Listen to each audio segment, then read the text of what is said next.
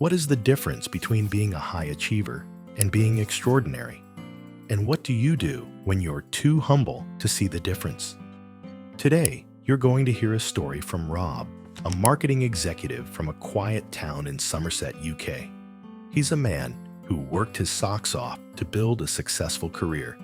In this full, in-depth conversation, our founding attorney, Chris M. Ingram, sits down with Rob to discuss his journey. We'll cover his remarkable rise, from getting his first graduate job the day after college to beating 300 other applicants for a senior role in Los Angeles. But the real story begins after he moved. You'll hear the brilliant, proactive strategy he used to build a massive professional network from absolute zero. It's a must-watch for any professional who doesn't realize just how valuable their achievements truly are. Here is the full interview.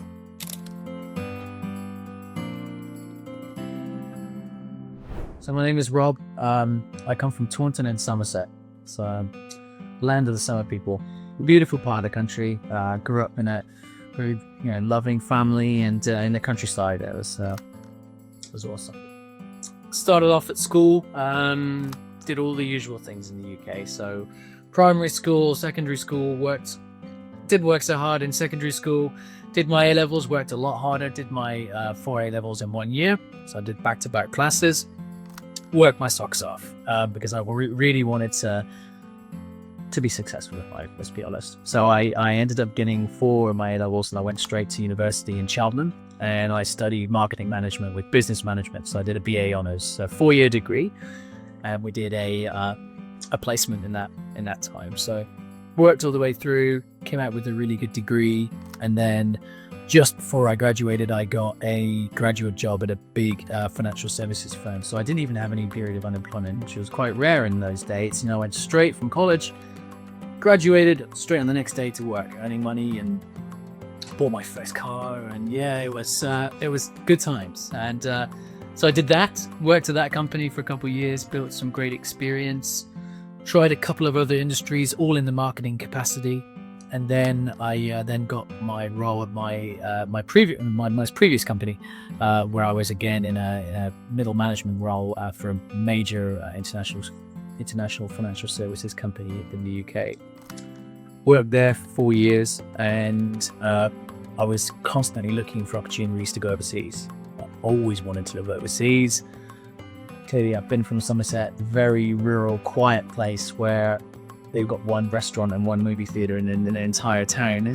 I wanted something more. I wanted to go elsewhere. I have a lot of family in the UK, so it wasn't an easy decision.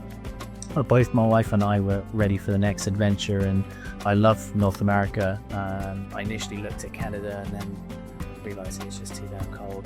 And then I had this opportunity in California with my company to come over here and do a very senior role, running the operations in LA, and I took it, and I was one of 300 people who applied for the job, and I got it. Yeah, which was pretty cool. And shit, my entire life, my wife, my dog, dining room table. I'm an amateur paleontologist, so all my fossils as well. Everything came with me, and yeah, we moved here 2.5 years ago, and never looked back. Just a quick reminder. If you are finding Rob's story insightful, please take a moment to like this video and subscribe to our channel. It helps us bring you more stories just like this. Now, back to the conversation. So I came here, my company sponsored me on an L1A visa, and my wife was on an L1B, and that was valid for 3 years. Processed it in Belfast of all places, because it was a little bit quicker than London. It's tough, to be fair. Came here, knew nobody. I knew absolutely nobody. I didn't even really get the culture. Culture on the west side, particularly in LA, is different. It's fast moving, but equally relaxed at the same time. So I needed to try and get my head around that. And then I just got myself out there, made a public persona of myself. I went to countless events, networking opportunities, going to places where you would meet interesting people and talk to. I mean, my dog was a great tool, actually. We have more friends in the US than we did in the UK, and it all started from going to the dog park on that one day. And these are people who are movie stars, people who are unemployed, people who are directors of recruitment firms, big people. You meet them all at this dog park because you've all got something in common. and it was the best thing I ever did. And it all went from there. And I kept going to different events. I created a name and a kind of my own brand for myself and became a subject matter expert in certain things and certain areas of my target market. And I got the opportunity to speak at some big international events, which I was surprised at. You know, I was speaking at events after only being in the country for 6 months, just because I was just relentless. America welcomes people who are outgoing and entrepreneurial. Now I try to live, you know, I try to be that person, to keep pushing myself. So I created my own network. I was very interested in a certain group of professionals who deal with folks who are moving around the world, the kind of global mobility sector. And I just wanted to become an expert in that area. So as opposed to me going out there to different type of events and pushing myself on these people, I decided to create a LinkedIn group and run some events that would pull people to me. And that was a really important thing, because then they wanted to talk to me as opposed to me wanting to talk to them. And that's the magic of what I did. And I was very lucky. There's a lot of luck in it. There's a heck of a lot of hard work. A lot of picking up the phone and saying, hey, do you want to come to this event? It's a really cool venue. And it all went from there. And it was great. It was great for my professional career. It was great for my personal life. Just great for me as an individual, and opened up all these opportunities which have now, you know, benefited me. I quickly realized 6 months into the US, and particularly living in LA, I wanted to stay. I didn't want to go back. I loved it here. The weather is very captivating. And I decided to think about options and ways to take myself to becoming a permanent resident. I knew it wasn't easy. Some of the toughest immigration in the world. And I looked at a number of options, and then most of them were coming up blanks. My current visa wasn't suitable. There are other potential options, but it was just really tough.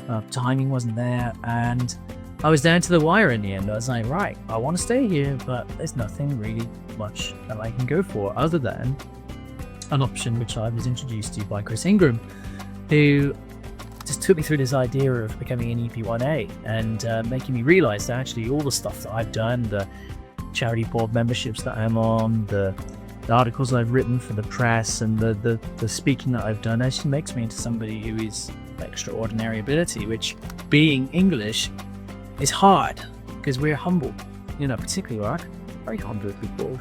And, you know, I quickly, after pulling everything together and sitting down with Chris and his team and putting this jigsaw piece together, we started seeing that actually I did need that. And that was what we went for in the end. So I found out about my green card through a number of ways, but the first one was that I have an app on my iPhone, which was basically very simple.